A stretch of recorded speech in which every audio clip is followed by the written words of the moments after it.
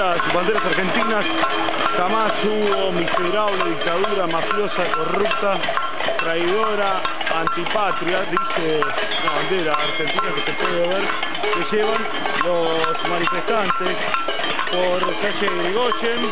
Un gran cúmulo de personas, se calcula alrededor de 500, se han acercado hasta el centro de nuestra ciudad, la convocatoria principal allí en Plaza Belgrano, los distintos carteles que van llevando los protagonistas de esta movilización.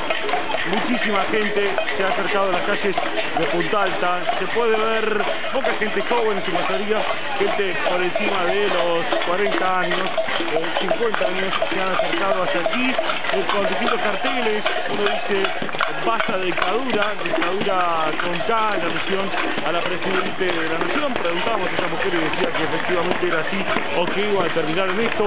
Muchos contra la reforma de la justicia de los manifestantes que se han nucleado primero en Plaza Belgrano y que luego han continuado por los distintos puntos de nuestra ciudad por calle Irigoyen para luego retomar hasta la Plaza Belgrano. Está Centro Sales, noticias siempre.